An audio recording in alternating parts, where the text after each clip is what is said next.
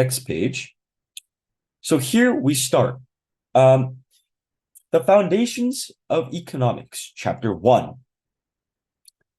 Here, so if we look here, so if we go back to the table of contents, let me just scroll back. We're gonna see that 1.1 is about understanding the nature of economics. So here we're going over the basics and the basic nature of economics and what it is and how it applies to our day-to-day life. So first, 1.1 learning objectives. After studying this section, you will be able to define all the terms appearing in orange bold in the text. And you will be able to explain the social nature of economics. You'll be able to distinguish between microeconomics and macroeconomics. You'll be able to explain the 9 central concepts that run through our course in economics. And finally, we'll be able to explain the meaning of scarcity. And here, the definitions are given, but it's also given throughout the text. So we'll go over that.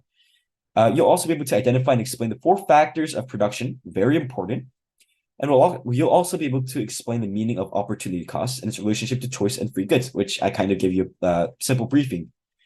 So, economics as a social science.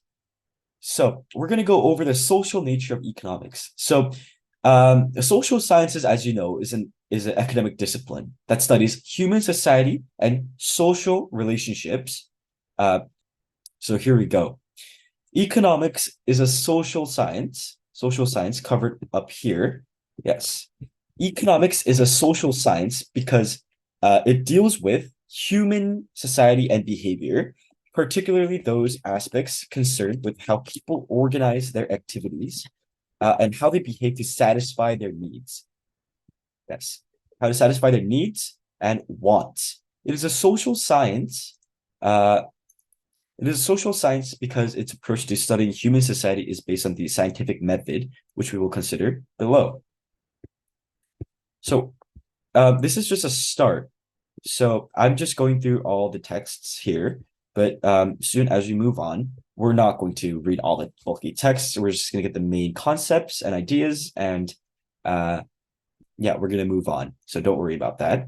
We're going to cover, so in economics, there are 2 different types of economics to study. So there's 2. You've probably heard of microeconomics and macroeconomics. This is something that even if you don't heavily study economics, you'll be familiar with to some extent. Just a moment. I'm sorry about this. I just needed to change a few settings.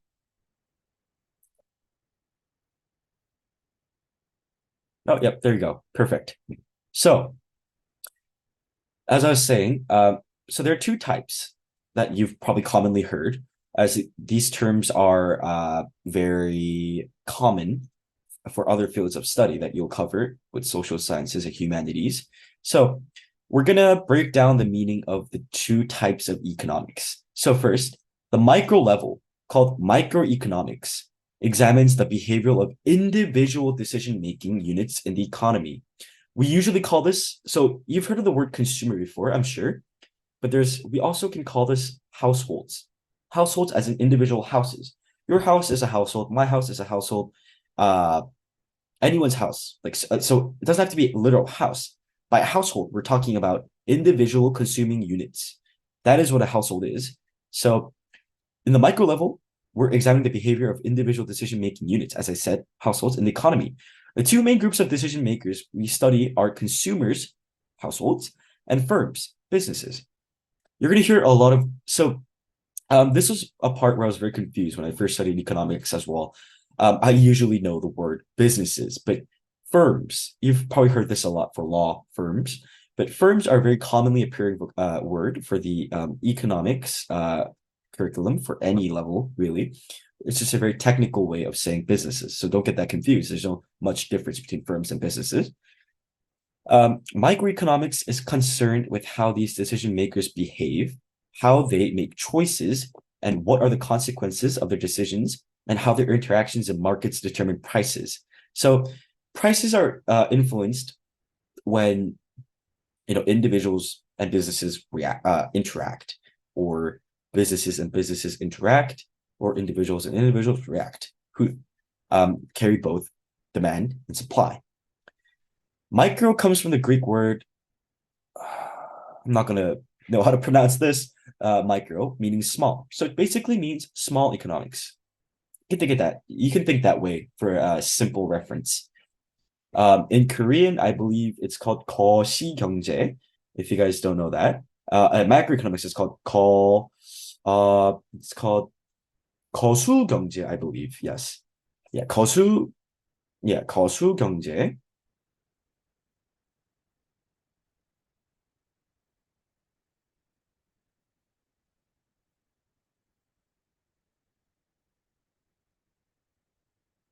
Let me just confirm this for you guys. Just a moment.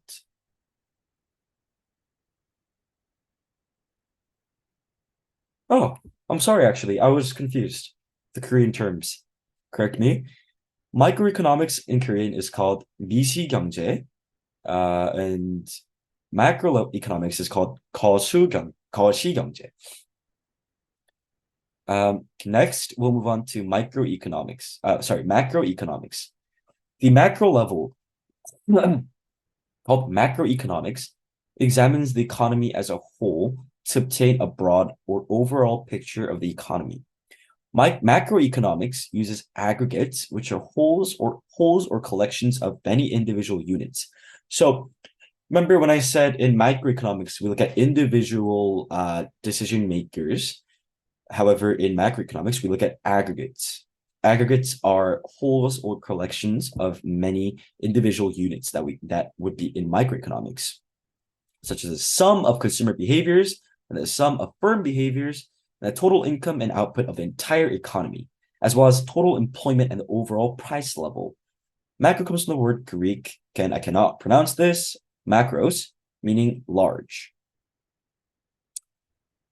The ideas and principles that are developed in micro and macroeconomics are the building blocks that economists use to study many specific areas of the economy. So when you think about the economy, there are many specific areas of the economy that exist.